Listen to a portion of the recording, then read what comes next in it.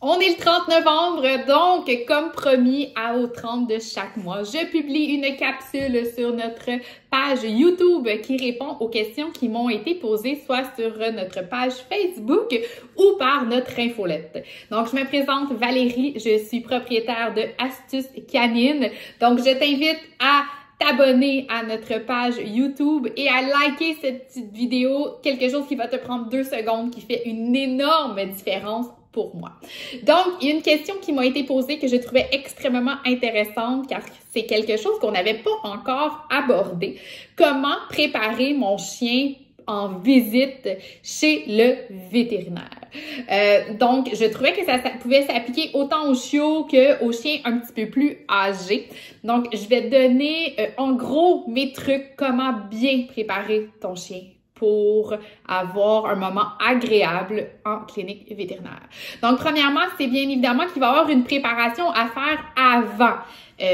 Justement, le fait d'aller en clinique vétérinaire. Je te conseille fortement de désensibiliser ton chien aux manipulations, que ton chien soit confortable aux manipulations faites par toi avant qu'on puisse le faire par un étranger ou une vétérinaire ou un vétérinaire qui le voit seulement quelques fois par année. Donc, je te conseille fortement de désensibiliser ton chien. J'aime énormément enseigner le commandement menton à mon chien lorsqu'on va vers des manipulations. On a déjà fait une petite capsule à ce niveau-là. Je vais te mettre le lien en commentaire. Donc, je t'invite vraiment à aller visionner cette capsule-là et à commencer à pratiquer ça avec ton chien. Bien évidemment, c'est quelque chose qui va te prendre beaucoup de temps. Donc, de pas commencer une semaine avant ton rendez-vous chez le vétérinaire. Deuxièmement, si tu crois que ton chien va avoir besoin d'une muselière, juste question de sécurité, également, je t'invite à désensibiliser ton chien à la muselière, à acheter une bonne muselière aussi pour ton chien pour éviter justement les contentions qui soient déjà en mode stress. Également, on a une petite capsule sur ce sujet-là, donc je te mets encore là une fois le lien juste en bas pour que tu puisses aller le visionner. Donc, la journée avant d'aller au vétérinaire, premièrement, tu vas t'assurer de bien dépenser ton chien au niveau de son énergie. On parle de l'énergie physique, mais aussi de l'énergie mentale. Donc, je veux m'assurer que mon chien ait son niveau de stress au plus bas avant que je l'expose à une situation qui va être stressante. Donc, assure-toi de mettre une super belle routine en place. Si tu n'as aucune idée de ce que je te parle présentement, capsule sur la routine, je te mets le lien ci-bas.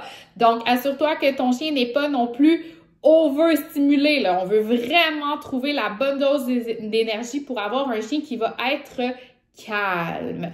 Tu vas te préparer, donc tu vas t'assurer d'avoir les meilleures récompenses possibles dans ta pochette. Idéalement, je te conseille d'avoir des récompenses spéciales juste pour cette visite-là. Donc, pas les gâteries que tu vas utiliser dans la vie de tous les jours, là, mais quelque chose qui va avoir énormément de valeur. J'aimerais aussi que tu apportes soit un tapis de léchage avec une super belle conserve dessus. Il y a certains vétérinaires qui vont utiliser ces outils-là lorsqu'ils vont faire des manipulations ou les injections. Par contre, si c'est pas le cas, je te conseille fortement d'apporter le tien. Juste t'assurer que ton chien ne fait pas de protection de ressources pour s'assurer qu'il n'y aura pas de problème là, au niveau des manipulations et tout ça. Donc, on veut un chien qui est confortable.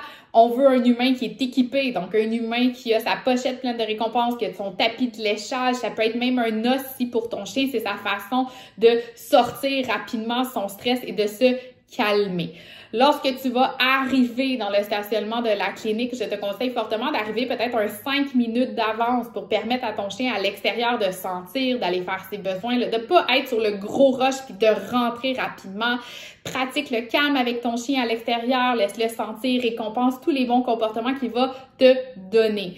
Et ton travail va débuter aussitôt que ton chien sort de l'auto. Donc, assure-toi d'avoir une belle marche au pied, d'avoir un chien qui est dans une belle attitude calme. Une fois que tu rentres à l'intérieur, prends la place peut-être la plus loin, pas celle collée sur les autres chiens ou sur les chats.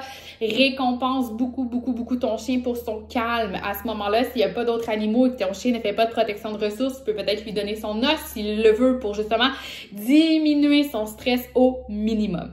Et une fois que la consultation va débuter avec la technicienne et le vétérinaire, tu peux leur expliquer que tu vas travailler les manipulations, tu peux aussi travailler ton chien. Donc, j'aime bien mettre en pratique tout ce que j'ai fait avec mon chien lors de l'examen avec le vétérinaire. Je vais récompenser énormément tous les bons comportements aussi de mon chien et je vais vraiment travailler en collaboration avec l'équipe là-bas. Donc, si par exemple, ils ont besoin de sculpter mon chien, ben je vais mettre mon chien, je vais lui demander un commandement menton, mon chien va avoir son menton, il est calme, il est en position debout, je lui donne beaucoup de récompenses. Donc, je facilite énormément aussi le travail de l'équipe vétérinaire. Donc, ils vont beaucoup apprécier ça va être tellement plus agréable pour tout le monde. Ton chien va vraiment aimer cette expérience-là.